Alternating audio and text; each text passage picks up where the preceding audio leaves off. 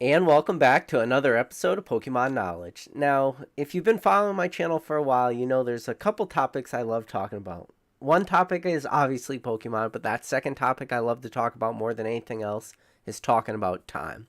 Because I will tell you one thing, time in this hobby keeps moving along. It doesn't stop. And I always say that there's only one person in the history that is undefeated, only one person who has never lost, and that is Father Time. Father Time in this hobby is undefeated. And if you guys are not new to my channel, when I first started making videos, the things I was talking about in almost every video was modern. And I know there's this false stigma that goes around that I hate modern. But when this channel started, I talked about modern all the time. But more importantly, there was one set I talked about more than all other sets, almost as if I had Tourette's. And that one set was Cosmic Eclipse. And that was when this channel started. I talked about Cosmic Eclipse in every single video. Multiple times, everyone knew Cosmic Eclipse became a meme of this channel. To put that into perspective for everybody out there, to talk about time, when I was talking about Cosmic Eclipse, it was the same amount of time as if today I was talking about astral radiance. So put that into perspective. When I started my channel, I was talking about Cosmic Eclipse. It's the same timeline as if I were to talk about astral radiance today at the time of recording this video. It's the same amount of time in between. So yeah, time just keeps moving. And I like to take a second once in a while and go back to my favorite topics. And I love everything about time. I love the conversation. I love thinking about it. I love managing my time. I love movies that talk about time. I love everything about time. And one of the things that I find myself more times than not is struggling, finding time all the time. But one of the things I'm very lucky at is the thing I like to spend my time on the most is Pokemon. So I always do my best to make time for Pokemon.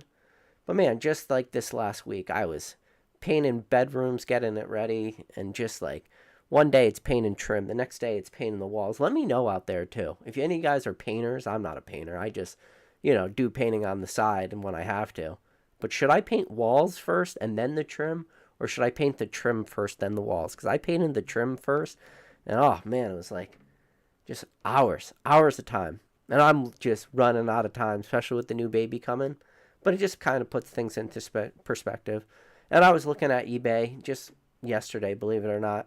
And I was just looking at items ending soonest. And is it a secret? Not a secret. But listen, there's a lot of sellers I like to watch, especially sellers that may not be North American sellers, may be from other parts of the world. And a lot of their auctions end on Sunday. A lot of the auctions they do, raw cards. Listen, I'm telling everybody out there, you should always find your sellers you enjoy in this hobby on eBay. Start following those sellers. Get familiar with their schedules.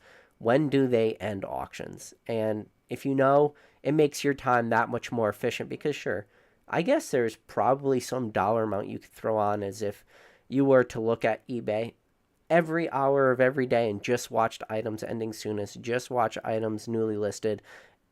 It would sway a ton, right? Because you might get super lucky 1 hour and super unlucky another. But I'm sure you could probably break it out to where how much your time is actually worth watching eBay items ending soonest. And trust me, and I'm sure a lot of you guys out there know. If you watch eBay items ending soonest, there is a lot of trash out there that just doesn't sell, or things that are priced absolutely ridiculously high and never sell. And I just have to speculate that those items just constantly get relisted at 30 or either 30-day buy it nows or 7-day auctions just over and over and over again and never get a bid. I mean, a lot of this stuff is what I think. But with that said, there's also the other end of the spectrum, things that are priced at a penny starting auctions, and whatever it ends at is usually going to be market price, assuming the right eyes are on it at the right time. And that's when you could scoop in, pick up your good deals.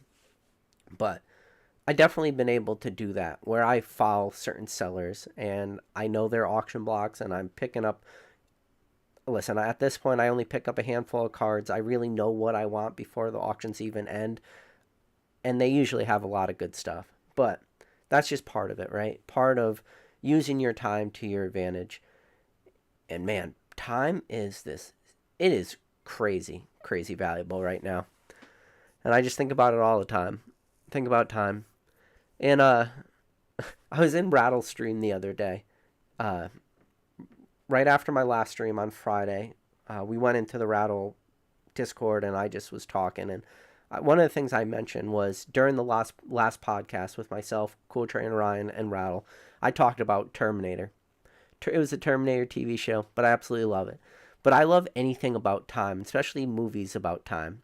And I told Rattle, I was like, man, one of my favorite stories ever is kind of talking about like time travel and stuff. And I was like, I'll probably never be able to talk about it during a live, but I'm just going to do it anyways. And this is a point where you guys could turn off if you don't want a really cool story. But one of my favorite stories, favorite arcs in the history of just cinematic, movies is I love the cinematic arc of John Connor's father, Kyle Reese. How obviously John Connor in the future leads a resistance and like fights the Terminators, and then Terminators as like a last ditch effort sends somebody back through time in order to kill John Connor's mom so he's never born. And when he gets back, John Connor's able to send one person back through time, and the person he sends back through time is Kyle Reese. Kyle Reese, he already knows it's his dad, but Kyle Reese doesn't know he's John Connor's dad. And he goes back in time, and then John Connor's mom asks him, like, why did you go back in time? Just because, like, you like my son so much? And he goes, no, Sarah. The reason I went back through time is because of you. And he goes on to explain the story of Sarah Connor that at some point during the future, John Connor hands Kyle Reese a photo of his mother. And Kyle Reese can never understand, like, why is John Connor handing me a photo of his mother? Well, whatever. He takes that photo and he studies the photo. He memorizes every crease, every dot, every stain in that photo. And he starts to fall in love with the woman in the photo. And in the future, he explains that to Sarah Connor, and he goes, I fell in love with the person in that photo. And I always thought that you were thinking about me during that when that photo was taken, but obviously that's not possible. Like, Kyle Reese isn't born until like after that photo's taken in the future. And he goes, I always imagined you were thinking of me, but there was always a pain in your eyes, and I never could understand what that pain was. And then in the future, there's a scene where a Terminator goes into the bunker, and then that photo ends up being burned, and he loses that photo, but he has already memorized it. And then at the very, very end of that Terminator movie, Sarah Connor's driving through the desert, and she's in like this Jeep, and she pulls into a gas station. A little kid comes by with a Polaroid, and she's talking into like a tape recorder. She's talking in the tape recorder, and she's talking to John Connor, like her son, and trying to explain to him what happened and make all these recordings for him. And she's pregnant at the time. And she's talking in the tape recorder, and she goes, okay, this is the point where I think I need to tell you about your father. So a little kid comes up, takes a photo, and that photo was the photo John Connor gave to Kyle Reese, and she was thinking about Kyle Reese when that photo was taken. And I always love that. Love cool, like story arcs. Anything about like time travel, anything about time. But the reason why I mentioned that is because I mentioned it in Rattle's live chat, and I said there's probably no way I'll ever be able to portray this into a Pokemon YouTube video. And I told him in live, I said, Rattle, I'm going to do it. There's no stopping me. I don't care. And I don't care if everybody tunes off for that one part. I'm going to do it. But, yeah, I'm curious how you guys are, managing your time right now in this hobby, and how everything, and I talk about this all the time, everything just keeps moving along. But one of the things that is different than now than it was at any other point in the hobby is everything's moving along at such a strong pace. I am so amazed, set after set, release after release, the absolute demand that is in modern Pokemon right at release. Now, this is that dangerous thing too. We've seen demand, a lot of this stuff drop pretty fast. And a lot of the places we've seen demand in Pokemon right at release, right after the hype dies, is modern. And when you think about it, there's a couple that come to mind. V-Star Universe. V-Star Universe right now is selling for a decent price. But the problem is V-Star Universe had crazy prices, for pre-release. Same thing with Sword and Shield. So I said V-Star Universe. What else? There's some other Japanese sets that, like, after reprints and stuff, prices drop pretty drastically because people move on to the next thing. And the same thing is with modern, We see a lot of crazy prices for booster box right at the beginning, and then once reprints happen, things sort of cool off. So, but it still doesn't detract from the fact of like where that demand is right at release. And that demand is so strong. And I'm amazed at that. Set after set, release after release. So it's one of those things. It's can time and can the hobby keep repeating itself? And what it's doing right now is that. I just hope it keeps doing this, you know? From going back when I first started my channel and I was talking about Cosmic Eclipse, and some people called me crazy in the comment section because I recommended buying Cosmic Eclipse booster boxes at $150 because everybody swore they were going to get reprinted. So it's kind of funny when it put into perspective like that. And again, that is the same timeline difference from at the time recording this video to Astral Radiance. So, but I wanted to make this a relatively short live tonight. I'm going to go hop into the in the chat, read some questions. If any guys have any questions, feel free to ask them. I'm doing my best to keep videos relatively short, so I want to keep them around 30 minutes less if I can. I have found out that people really do love the short form content way more than the long ones, but we'll find out.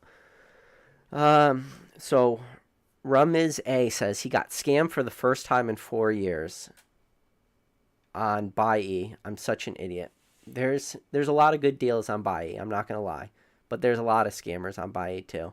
And I think there's a lot of stories of Buy-E, especially like big card lots. You know, they'll potentially, you know, it could be like a 300 card lot, and they'll send you, and 10 of those 300 cards are the big hitters, and they'll send you the 290, but they'll leave out the actual 10 big hitters, and then they'll give you back partial refunds, but the partial refunds are going to value the entire collection, like divided by 300, and get super, super convoluted. So yeah, I don't know if that's what happened to you, but yeah, there's sometimes you can get really unlucky on Buy-E, or fake stuff like this, like, but that's one of those things. Same thing with Buy-E, the same thing with eBay, the same thing with any other, you know, website you're going to buy product on the secondary market. Like, you really got to understand who you're buying it from and hope that the sellers you are buying from are well-known, well-respected sellers. I mean, I'm sure you could probably go on eBay right now, and I'm sure there's a first edition base set booster box for sale right now from some zero feedback seller, but it's like, come on, right? I mean, obviously that's probably a little bit more obvious. So I am curious what you, oh, so you told me the story. You said paid $700 for a lot that should have been worth about $3,000. So all cards were fake. Ouch. All right, that's worst case scenarios. Buy a bunch of fake cards. And if you ever have to deal with the Buy-E, like customer service, Buy-E customer service is not a fun thing to deal with. But yeah, man, I feel for you. And it goes back to that saying, you know, if it's too good to be true, a lot of times it is. But it's also like that other end of the spectrum where like sometimes things are too good to be true, but like those are the best buys too. It is that most ultimate catch-22, and I feel like there is no easy answer for that. You know, it's one thing to say don't buy the good deals because you might get scammed, but then it's another thing to say sometimes you got to buy the good deals in order to get the big hits. And yeah, I feel like there is no clear, clean-cut answer for that. So, but I hope you were able to learn from it, and I hope it was a mistake that you know you could not make in the future. The Pokemon Dentist says, paints lots of W's for the walls to evenly distribute the paint. Oh, that's interesting. I did not do that. I rolled all my paint. Josef Hoffman said, wow, he logged on to YouTube bright and early and caught this. I wonder what bright and early for you are, where you're watching this. I am amazed at like where the demographic of viewers are watching this. You would think that a lot of them is just North America and Canada, but there's a lot of European viewers, a lot of Australian viewers. I'm always amazed by that. So a lot of you guys must be sleeping whenever I go live and almost never catch lives. Science Guy 87 said, PK, I pulled a Moonbreon from a pack over the weekend. It's on its way to PSA as we speak. Wish me luck. Man, I hope you pull a 10.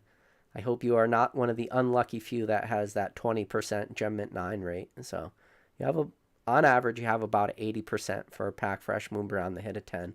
I know Mr. Dan Ketchumall Collectibles, the person who swears up and down that he's not a Pokemon collector, I know he traded at the last collector con he was at, and he got a raw Moonbreon.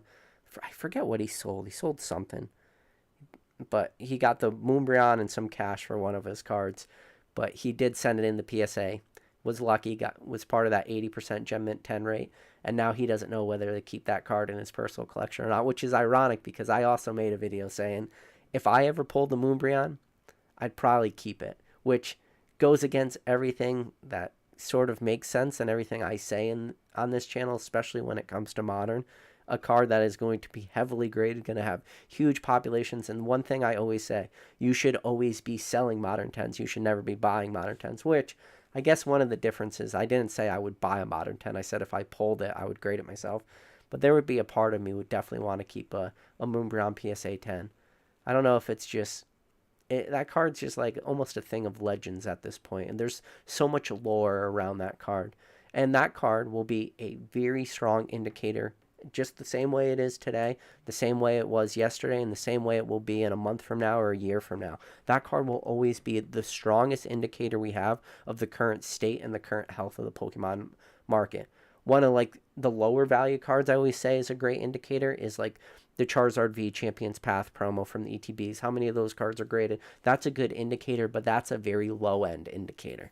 You know, especially seeing PSA 10 selling between 40 to 50. I've seen some sales flow above 50 in that PSA 10. That is a card that has, you know, populations closer to 100,000 than further away from 100,000, to put that in this perspective. Closer to than further away.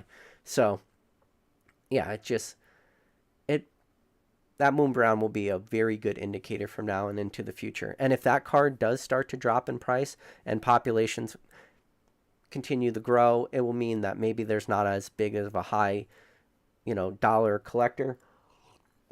And then also if prices for that card, you know, drop a lot, means there's probably a lot of people start liquidating their actual personal collection, because I do believe one of the indicators and one of the reasons that Moonbreon is able to stay so strong at above $1,000 is because I think so many of those are getting put into people's personal collection, therefore keeping what should be a overly supplied card, which, don't get me wrong, there's a lot of those cards on the market.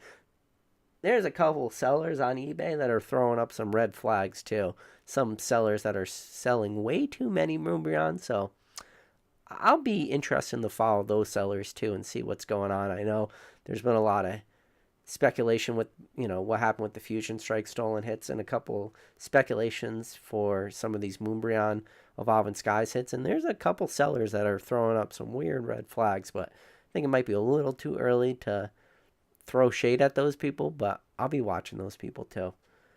But yeah, that's a card I like to watch it. Like I said, it's an indicator of the strength of the market, and that's why I watch a card like the Moonbreon. And I think Basic Trainer puts it the best way. Basic Trainer's not a buyer of that card, but one of the things Basic Trainer loves to do more than anything else is that card is something extremely interesting. Felipe De Sosa says, you got to start with the trim before you go in. You all know that. All right, so I did go with the trim first, so I was right with my painting. Paint and trim is the worst. Taping is the worst. Hate it. Hate painting. Should have just paid somebody to do it, but let's see. Professor Setinsky said, "Sup, PK? Just got on talking time travel Terminator." Yeah. I just had to get that in because I told Rattle in the Rattle Discord I would talk about it, and I wanted to show that I could if I actually wanted to. Kevin Clear says, "I like that movie." With Justin Timberlake in Time. Yeah, that's the one where like everybody, how long you can live, their time is stamped, and they use time as like a currency in the future. That's a good movie too. One of the guys I work with too, there's a movie called, what is it called? Time Trap is the name of the movie, and it's like these college kids, they go looking for their college professor, and they go into a cave, and time moves differently in the cave. But one of the jokes between me and the guy I work with is I always told him, like, you should watch this movie, and he just never got around to watch until eventually I built it up to be this greatest movie ever, and it's like a B-rate movie. It's got an interesting premise, but it's called Time Trap. If you want a good time travel, good is subject. If you want a movie you'll watch one time and say, okay, I didn't waste time, that's one to watch. Uh, Time Trap, that's the name of it. Uh, so the Aurora Horizon says, I see a ton of old packs at Family Dollar, etc., buying them up when I get the chance. So Aurora Horizon, you're very lucky. I know Roaring Skies had a weird reprint that hit like Family Dollar and dollar stores. The only thing I've ever been like able to pick up at dollar stores that are even relatively old are all Steam Siege packs. I guess I've seen a couple like Rebel Clash restocks. Those have been few and far between. And if you go, was it was it familydollar.com, there was like mystery, they're not mystery packs, they were like Sword and Shield era packs. You can pick up lots of them. There's like a huge selection they would show in the photo, and there was like a very very small window of time that some people were doing that and were getting sleeve blisters of Cosmic Eclipse. But most of the time, like, people just got Sword and Shield base. But there was like a very very small group of people that got those Cosmic Eclipse packs, and I did try it out. I was like, all right, I'm going to buy 10 of these just to see. And yes, I got all Sword and Shield base. So I was not that lucky guy to get those sleeve Cosmic Eclipse blisters. Um, yeah, so Professor Stinsky says EV Heroes. EV Heroes did have that big drop in price for a while. Yeah, that was eaten up relatively quick. It's just the supply. When that supply hits the market, I'm always amazed at, and I said this a million times, I'm always amazed at the people that don't want anything until prices go up, and they never want it when prices are cheap. I'll never understand that. I think the only, like, really, this is one of the things. There are a couple really good products that even the Japanese have that English doesn't have, like the Espeon VMAX special collection box they had. We ended up getting the Espeon VMAX in Fusion Strike, but that special collection box they had was pretty sweet. And I know there's some people who trying to get their pre-orders in for what is it? I forgot the name of it. Pokemon, like the base set reprint, like the board game. They're now for pre-orders from Pokemon Japan, or Pokemon Center Japan. So I know some people are trying to figure out like how they get their addresses to work and stuff. And I don't know the correct answer for that. Maybe somebody in the chat knows. Uh, so Pokeball Billionaire says Clayburst has already dropped over $60 from its initial release. It's insane. Yeah, people just move on to that newer, flashier thing.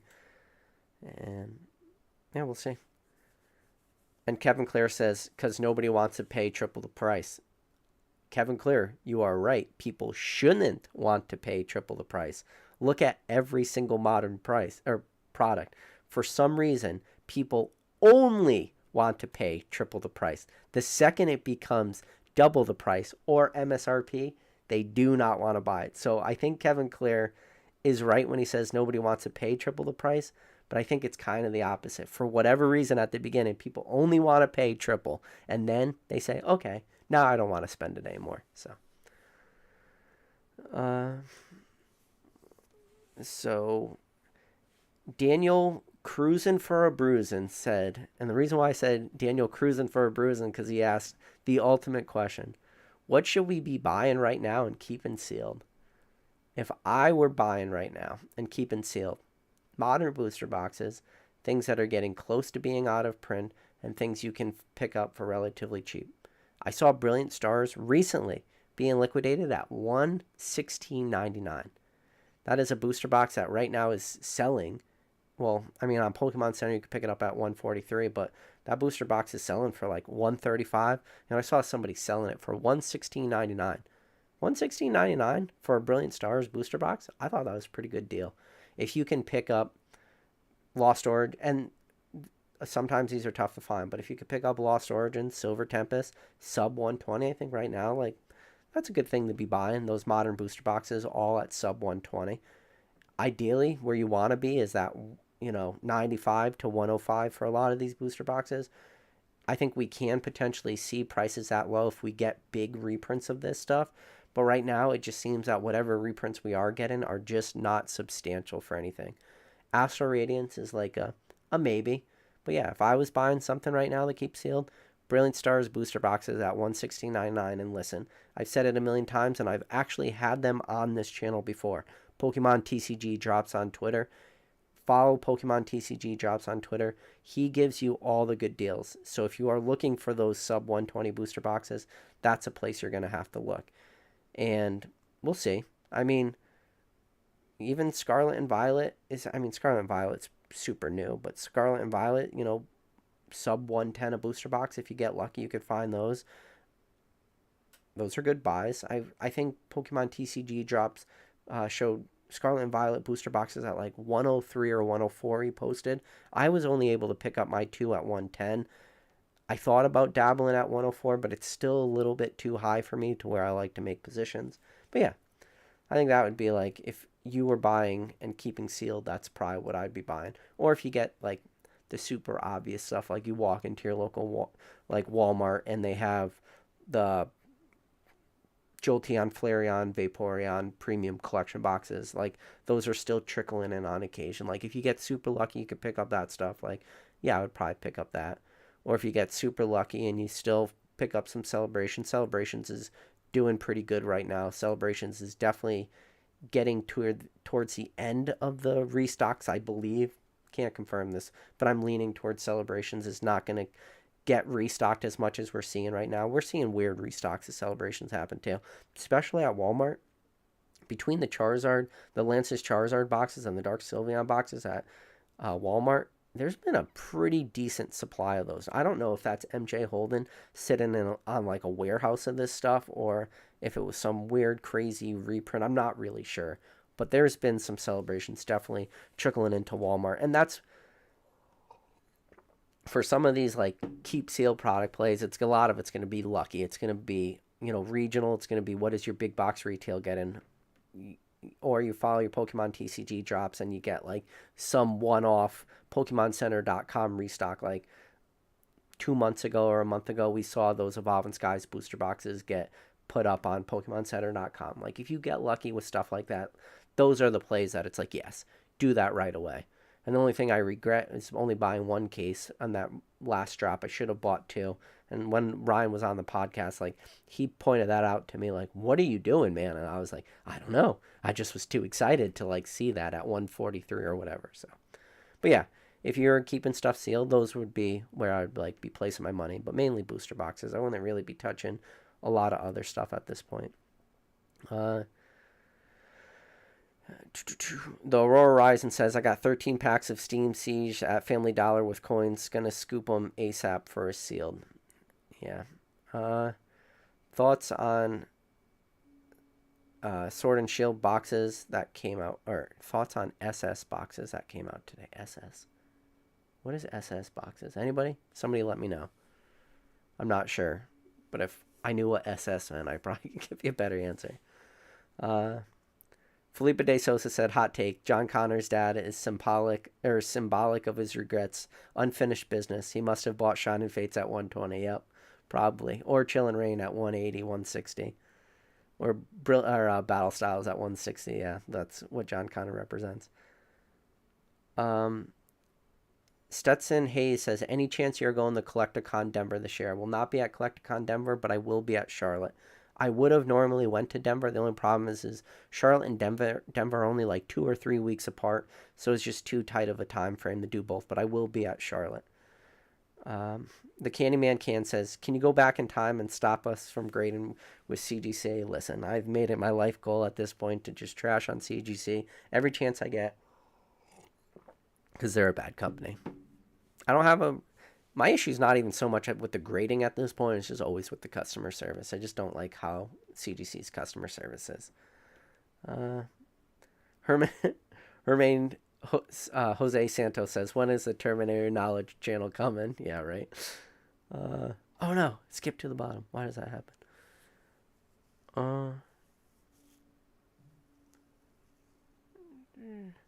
So Flip to Flip said, PK, did you hear about the Evolutions? I think it's good for the hobby to get some old style art, none alt art, since I'm personally fed up. I don't know what you're talking about. If I saw a photo of it, it's sometimes for this super new stuff, man. Oh wait, Nagaba Evolutions. Those are like the hand drawn stencil art ones. They kind of have like the Pikachu one too. I could take them or leave them. I think they're cool little promos. I think that's what you're talking about, actually. But yeah. No, I mean, that's cool.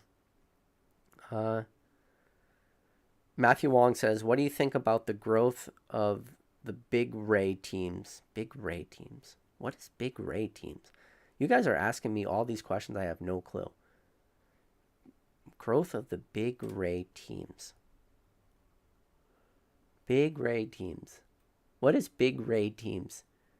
Rayquaza team up cards in Pokemon? What is big Ray teams? I'm not sure. You guys got to be a little more specific tonight. Either that or my brain's not working for some reason.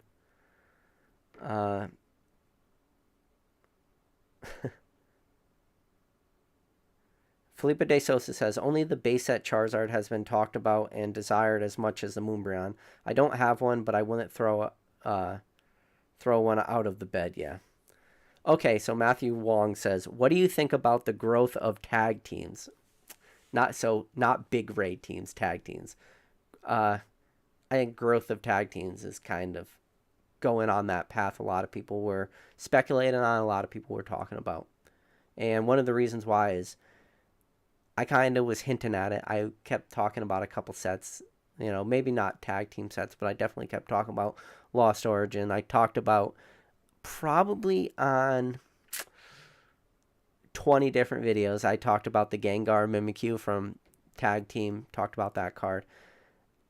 I think it was pretty obvious what's happening, and it's one of the things I talk about all the time. When it comes to raw cards, when it comes to cards like that, they're right at release. You're going to have the most abundant of those cards, and prices are usually going to sell at their highest for the pre-release, and then once that supply hits, the prices are just going to keep dropping, lower and lower and lower, because the more of that product that's opening up, the more that market's going to get saturated with these singles, more and more and more, until eventually that product starts to dry up on the sealed product route. People aren't opening it as much, and as people stop opening it, it takes a while to eat through the supply of all these raw cards, but given enough time, that does happen. And I think Tag Team, and especially these later Sun and Moon sets, are really showing that to be true. Given enough time, people will eat up all that available supply. And once that supply gets eaten up, prices start to just gradually uptick and go higher and higher and higher, because I've talked about it before. A lot of other channels have talked about this before. There's a lot of team-up cards, a lot of ultra-rare cards that are undervalued. And when those cards get to the point that they become undervalued with all the crazy demand, and especially with all the hype and all the ways people are looking at cards like alt-arts and stuff like that, yeah, it makes sense. So I'm actually liking a lot of these tag team cards. So real quick, we got a super chat. Daniel Cruz says, recently discovered your podcast with Rattle and CTR. Been watching every single one, and I'm finally almost caught up. Hey, man, appreciate you. If you're able to go back and watch a lot of those videos, dude, that's awesome, Daniel. But I appreciate the super chat. Appreciate all the support. And yeah, that's what my most fun I have all month is doing that podcast. And it's crazy that we already just did episode 13. So we've been doing that podcast now for over a year. Next month will be month number 14. It's crazy when you think about it. And that goes to the title of this video, Never Enough Time. Think about how quickly that time has flown by. But I think there's that old saying too. If you're having, time flies when you're having fun. And I think that is a good representation of time flying when you're having fun. Those podcasts are fun.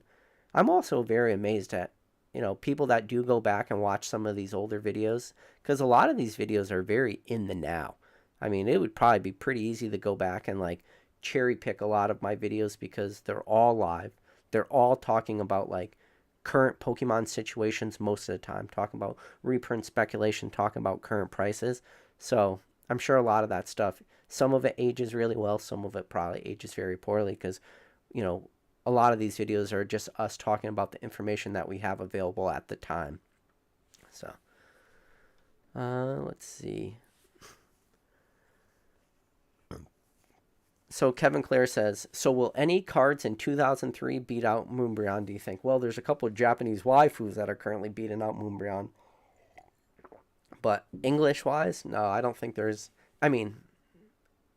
2023 is kind of just started. We're almost at the halfway point. We're early May right now at the time of recording this video. So we still have about 7 full months before... the last set of 2023 could potentially come out. Can there become a big English heavy hitter card that dethrones Moonbreon? I'd say no, not in the near term. But who knows, man? I don't know. I don't know what the November set's gonna be. Maybe the November set just releases like this crazy Charizard, Blastoise, Venusaur, Pikachu, Altart variant edition that has Ash on there in his retirement blast match and super hard polar. I don't know. Maybe like that crazy speculative card that doesn't exist at this point is released in November, and then everybody just loses their mind, and it's a 1 out of every 3,000 pack pull rate, where the Moonbreon looks like it's about a 1 in 1,000 pack. So maybe it's 3 times harder to pull than the Moonbreon. Something like that comes out, sure, it could get dethroned, but right now I don't see that happening. But again, Japanese is dethroning Moonbreon price wise. A lot of these waifu cards.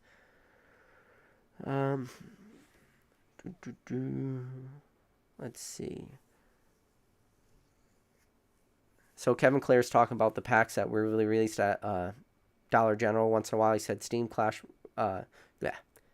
Siege, Rebel Clash, can't talk. Steam Siege, Rebel Clash, and Fates Collide. Yeah, sometimes. Yeah, I've seen a couple of those Fates Collide packs. They're very rare though.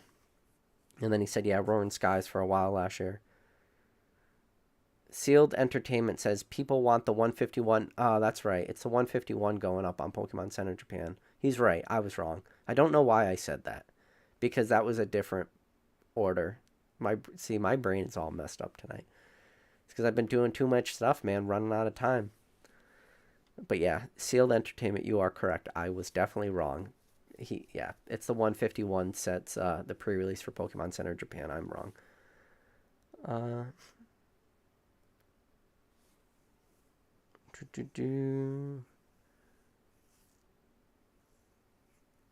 Let's see. Kevin Clare says, if Hidden Fates ETBs jump to 300, that would be crazy. Hidden Fates ETBs did jump to 300, and then they crash again is subjective. They were up at 300, and they came back to 150, and they've been sitting at 150 now for a long time. So anybody who did buy Hidden Fates ETBs at the high of 300, your money has been down and stagnant for a very, very, very long time. Tom P said, stock up on Crown Zenith. It's so obvious. People overlooked it. I wouldn't say anybody's overlooking Crown Zenith. And Crown Zenith is just one of those sets that, Crown Zenith, with the way the set was released, it's not quite the same, but like I think about Generations and some of those Generation boxes that were released for like every month for a long time, and by the end a lot of people got tired of all those Generation releases. I feel a lot of people are getting to that point with Crown Zenith because the Crown Zenith releases were so stagnant. You originally released, you had your ETBs, and now you have, the Moltres, Zapdos, Articuno tins came out, and then there's the 3-pack blisters came out, and there's going to continuously be new Crown Zenith supply products hitting the market for a little while, and we haven't seen them all yet. So, and then with over restock, so yeah, I think right now Crown Zenith is doing what I expect it to do. I wouldn't be like acquiring huge positions in Crown Zenith right now until, the only thing I really have not a big position, I have one case of it, is Pokemon Center Crown Zenith ETBs, and that's just because I always get all my Pokemon Center ETBs at the pre-order price, or when they go up for pre-order, and I kind of just sit on them. So there's definitely like stagnant money for me for a while, especially a lot of these ETBs. A lot of these ETBs really haven't done anything recently. Pokemon Center, Astral Radiance ETBs, Brilliant Stars. I got my Brilliant Stars ETBs for Pokemon Center at pre-order. They haven't done anything, but that's one of the things I kind of expected too. So you have to like know what you're getting into too. Local Los Collection says, hey PK, hope all is well. Almost baby time. Yes, almost baby time is correct. I'm getting a little nervous, but at least I'll have 14 days off once the baby's born, so that would be nice. I haven't had 14 days off since the last time my son was born, so it's been about 2 years since I've had that long of a break. Kevin Clare says, trash on WADA incoming. Why? Because WADA changed their cases. I'm not big into graded video games, but I have heard some of the drama that's going on there with WADA. it's tough when a company changes their slabs. Like some people really like what they have, and especially if you're trying to get like a little bit of collection identity, and part of that collection identity is a certain graded card company and a certain type of slab, or a certain video game and a certain type of slab. When that card company changes their, slab or their box, when in Wada's case, like there's a lot of pushback. A perfect example of that is Beckett Grading Services. Like Beckett Beckett keeps trying to do the dumbest changes, and every time Beckett's like, all right, this is the new design of the label, we're going to start doing this. Every time Beckett gets a ton of pushback from the community, and Beckett always kind of backtracks and doesn't do the changes. But like Beckett has gone as far as, making like posters and stuff at the National and stuff, and had entire booths and banners showing their new slabs, and people just ripped them a new one, and they realized they were not making the right decision, which I don't understand why Beckett did that anyways. Like, I don't think the Beckett slabs are that bad. I mean, sure, maybe like the silver, the paper ones, if you get below, you know, a 9, and you're not going to get the metal label with the gold one, and up to the pristine 10 versus the black label 10. I mean, that black label 10, Beckett knows what they're doing with that black label. Like, super identifiable. It's visually appealing, I'll give them that. But the fact that they want to change their slab, stupid. And why WADA did it, I don't know. Like, did WADA get a ton of, like, pushback from people because of the slabs? I'm not sure. Hey, yo, Mikey said, PK, do you think Rattle will ever pull the Moonbreon? Listen, I believe. Sometimes you really have to just believe. I believe Rattle will pull the Moonbreon. Will it be tomorrow? Maybe. Not sure, but I will be there rooting him on. And when it does happen, I think it will be a very good day for everybody. It's almost, in a small way, bittersweet, though. It's the same way as when Ryan pulled the Celebi Alt-Art from Fusion Strike. Once it happens, it's like you want to see him do it, but once it happens, you're a little sad because you know that that chapter has come to an end. It's just like in your life. Like, everybody has their major chapters, that big point in your life. And in a weird way, this Moonbreon hunt has become a chapter in Rattle's life, or at least a chapter in the history of his channel.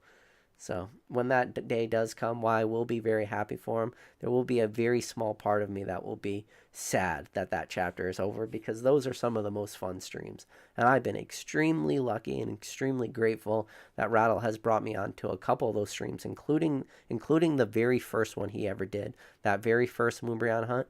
I was lucky enough to be, one of the guests on that. So I've been around for it. I do feel myself emotionally invested in Rattle pulling that Moonbreon. Shield says, what are your thoughts on Psyduck? Like Psyduck. Psyduck, Snorlax, they're all good. Matthew Wong says, I think there's a lot of he thinks there's a lot going on with the Gengar tag team. Maybe. I mean, this market is easily manipulated. Put it that way, Matthew.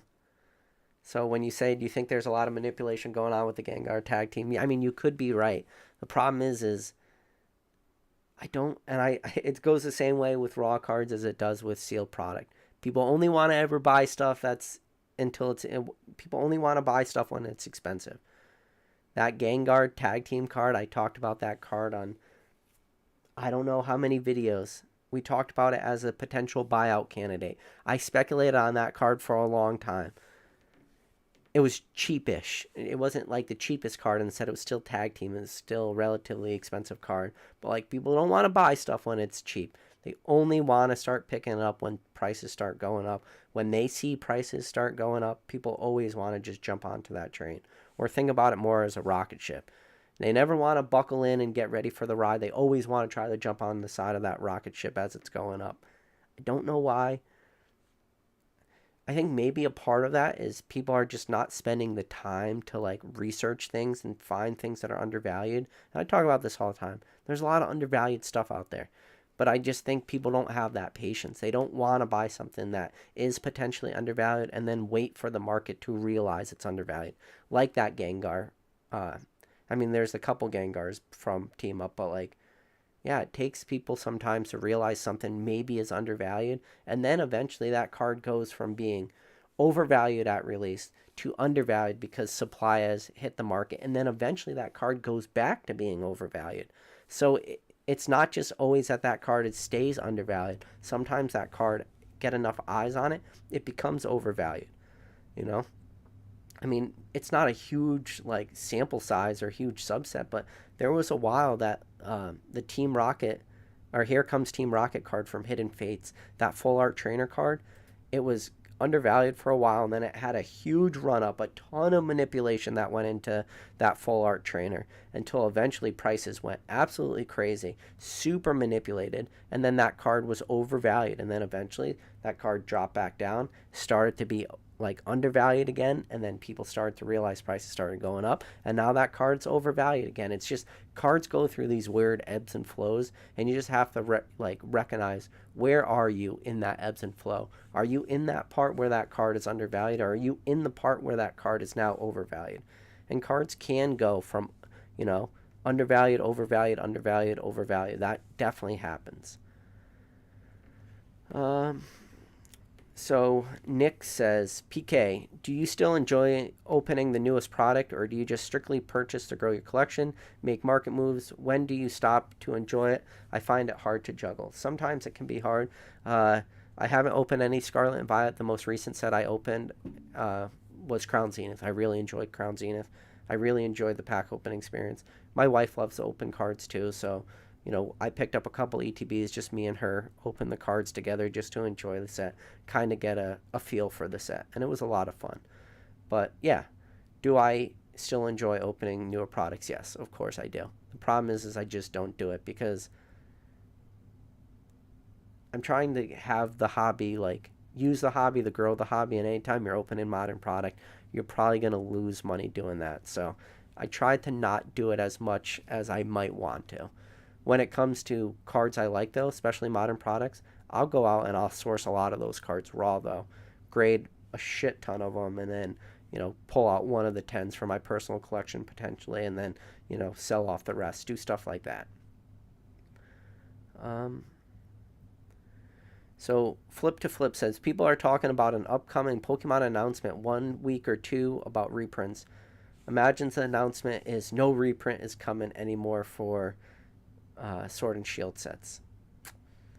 I don't know. I mean, I think people are talking about an upcoming Pokemon announcement. How would you know that? I don't understand that sentence. An upcoming Pokemon announcement. That doesn't make sense. Like, you would just think Pokemon would announce it. They wouldn't like warn everybody like announcement's coming, but we're not going to tell you what it is. And I feel people have been waiting for an announcement from Pokemon talking about reprints now for a very, very long time. For whatever reason, that announcement's not coming. I don't know what's going on with the printing facility. I would really like to get somebody from the printing facility on this channel and ask them those hard-hitting questions. The chance of that happening is maybe less than zero. What's less than zero like? Meaning if I lived multiple lifetimes, it never happens in multiple lifetimes versus, let's see, Daniel Cruz says, are you attending card party? I'm not attending card party. My wife is due in June, so there's no way that will be possible. Joshua Christian says, what up, PK? Hope you're having a great day, dude. I appreciate you, Joshua. I hope you're having a great day, too. 7JH says, thoughts on metal promo Pokemon cards? Are people sleeping on GameStop Arceus cards? Probably not. I mean, probably not. But I will tell you right now, I'll give you a hypothetical situation of a card that maybe people are sleeping on, that if PSA ever starts to grade them, it's going to have taken 23 years for a card to explode in price. I'm telling you right now, if those Burger King gold cards ever get graded by PSA, those cards will stonk overnight. And it will be one of those really, really like, it will give me a good belly laugh if that ever happens. If it takes 23 years for those gold Pokemon cards from Burger King to really start to go absolutely crazy in price. And if that day happens, then that shows you that maybe we are in a bubble. Like, if it takes a grading card company, because like that's one of the big indicators for bubbles is things to start getting graded and for like frenzies to happen. Now, can you imagine those Burger King gold plated cards have been around for 23 years and people didn't want to buy them. Nobody wanted to heavily speculate on them.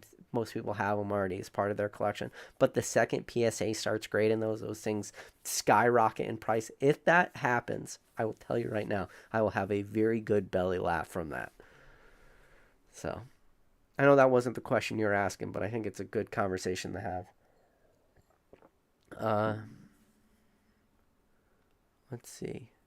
Tom B says people are certainly overlooking it, hence how no one in your chat has mentioned it. Is he talking about the Arceus cards? Maybe. Professor Oak said bird tins. Yeah, I like the bird tins. I like the Articuno, but I really like the Moltres one. And and he's talking about Crown Zenith. Yeah, Leaf Green Goblin said Galarian Moltres promo. Yeah. Okay. So Kevin Clare said $108,000 sale for 9.8 first. The first Nintendo Power magazine is crazy. Yeah, that was a CGC graded magazine, and that's crazy.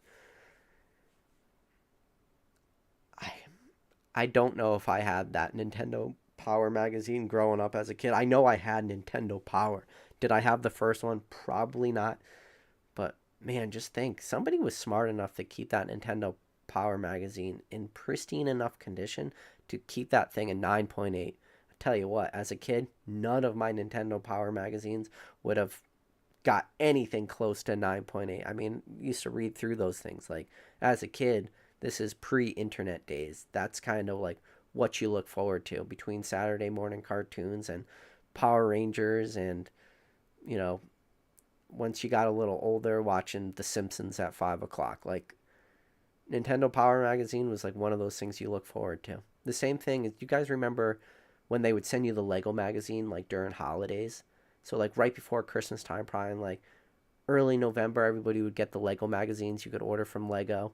And I would read through that Lego magazine from front to back a million times, and I would circle 100 things in that magazine and tell my mom I want it for Christmas, and like maybe if I got lucky, I'd get one of those Lego sets. But yeah, very similar feels to that Lego magazine as I did Nintendo Power.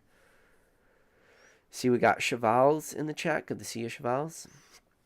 Let's see.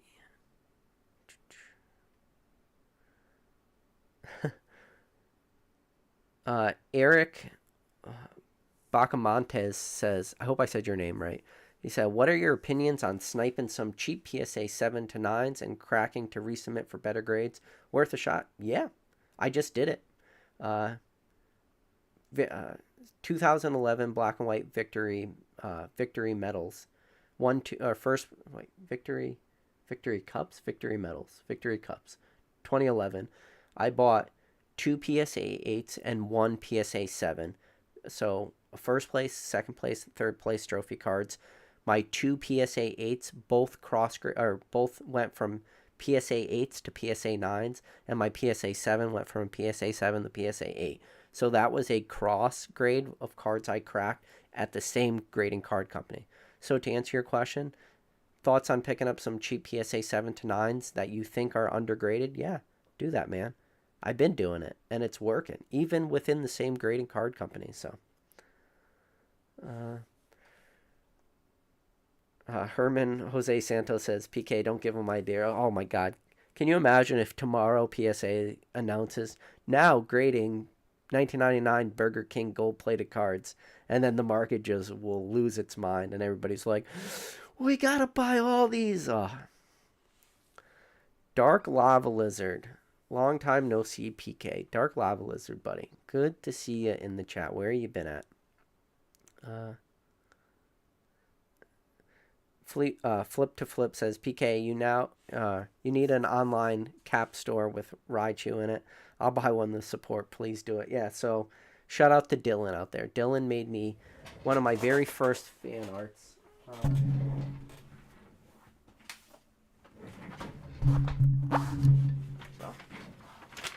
So Dylan sent this to me in the mail. Dylan, appreciate you, man. Very, very cool. So that was actually one of the very first fan mailets I've ever got, and for him to do the hand-drawn Raichu, I super appreciate it. And it will always be back there from this point on, so very cool. Appreciate you, Dylan. You're one of the good ones in the hobby, so. But yeah, guys, listen, I said I was going to go for 30 minutes, and for whatever reason, I just can't do short videos. I try to do short videos. I can't do it. It went for 54 minutes. But do me 2 favors. One, if you haven't already, if you could hit that like button, I really, really appreciate it, guys. It helps out the channel a lot, pushes this video out through the YouTube algorithm, and you know what? There might be some people out there discovering this channel for the first time ever and never discovered the channel before. And number 2, if you are not subscribed to this channel, but yet you somehow made it to the end of a 56-minute long live about me ranting about craziness, and at one point I talked about Terminator for about 5 to 10 minutes. If you made it to the end of this live and you're not subscribed, I recommend you hitting the subscribe button. I go live a lot, and if you guys want notifications when I go live, I recommend hitting that bell notification. But yeah, guys, as always, appreciate every single one of you. I don't have a lot of time these days, but the time I do have, you guys are the ones I like spending it with. So appreciate you guys out there watching these videos, doing that like and subscribing. It means a lot to me. With that said, as always, I'll catch you on the next video.